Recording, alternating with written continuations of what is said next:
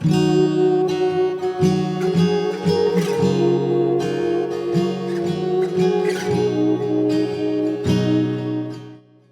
Jami adalah masjid ikonik yang berada di tengah kota Bengkulu, sebuah cagar budaya karya arsitektur Bung Karno.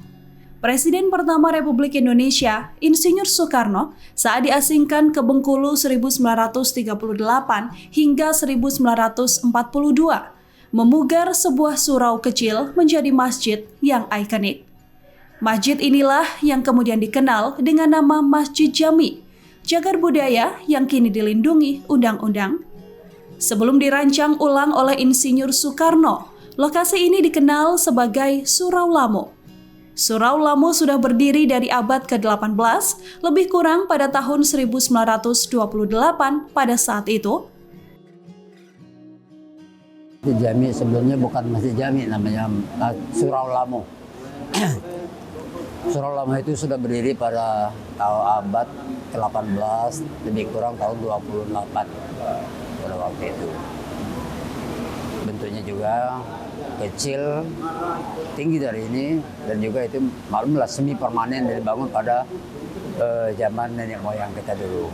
Tempat umat Islam seputaran lingkungan ini untuk melakukan ibadah berjemaah. Tahun berganti, pada tahun masih pada waktu penjajahan, itu kita salah satu putra daerah yang terbaik di Indonesia, yaitu Bung Karno. Kebetulan diasingkan ke Bengkulu pada tahun 38. Pada waktu itu Bung Karno sendiri banyak mempunyai kreasi kreatif dan juga orangnya memang sangat jenius dalam memikirkan ke depan, baik pribadi maupun negara dan bangsa ini. Kenapa pada waktu itu setiap sore di masjid, di surau ini dulu, setiap maghrib ibu-ibu melantunkan ayat suci Al-Quran. Pada waktu itu Bung Karno sering jalan-jalan sore, duduk istirahat di depannya di rumah-rumah tinggi. Dia mendengarkan ayat-ayat suci Al-Quran pada waktu itu. Sedangkan Bung Karno sendiri belum mempunyai pegangan kepercayaan atau agama. Dia tersentuh pada waktu itu dan juga ingin pendekatan terhadap remaja-remaja Bengkulu pada waktu itu.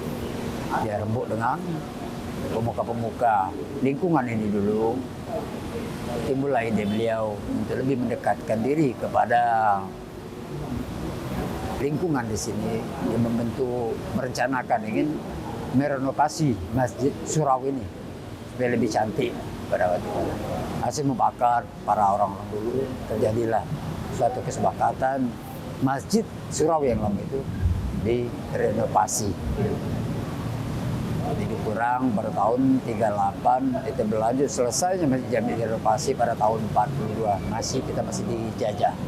Dan juga tidak segampang itu yang kita bicarakan. 4 tahun dalam proses membangun tersebut, sudah pasti banyak kendala, hambatan yang ditemukan oleh para sesepuh kita dulu. Surau Lamo digunakan oleh umat Islam di sekitar surau untuk melakukan sholat berjamaah. Hingga kemudian Insinyur Soekarno diasingkan ke Bengkulu dan merancang ulang Surau Lamo menjadi bangunan yang megah pada masanya. Saat diasingkan ke wilayah Bengkulu, Bung Karno ketika itu sering jalan sore di sekitar Surau Lamo.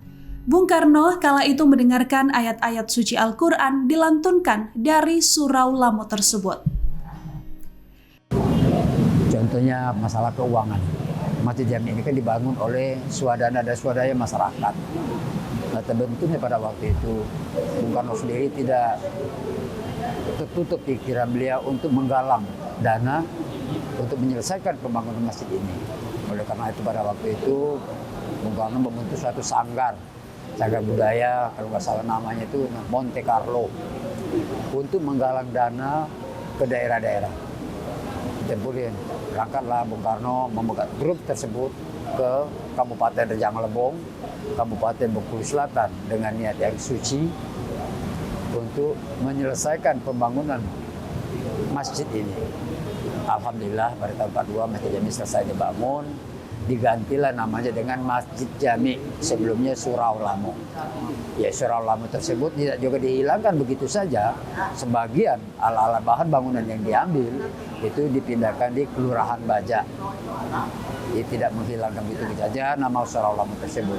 Surau itu adalah tempat orang sholat, itu termasuk juga kalau sekarang ini langgar. Kan sebangsa musola lah, bergantilah masjid. Masjid kan berarti tempat jamaah yang banyak pada waktu 42. Sampai saat ini Masjid Jami ini alhamdulillah sudah dilindungi oleh negara pada tahun 2010, termasuk di dalam cagar budaya nasional untuk dijaga dan dilestarikan.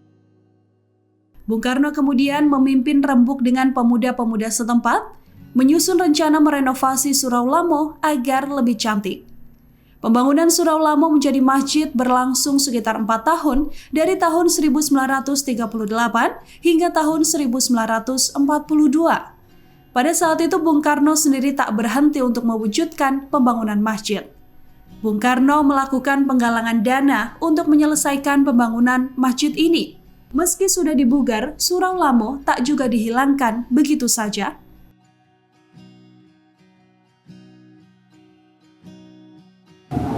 Sebelumnya Masjid Jami ini belum termasuk masjid cagar budaya. Oleh karena itu banyak juga fisik-fisik di luar masjid ini yang sudah hilang, sudah diratakan. Dan juga bangunan-bangunan yang di kiri kanan termasuk bangunan baru. Sedangkan fisik yang asli yang direnovasi oleh Bung Karno adalah badan masjid ini sampai ke dalam. Ini salah satu mimbar masjid menjadi kebanggaan kami di lingkungan masjid dan juga kebanggaan bagi Provinsi Bengkulu yang diakui oleh negara Timur Tengah tersebut.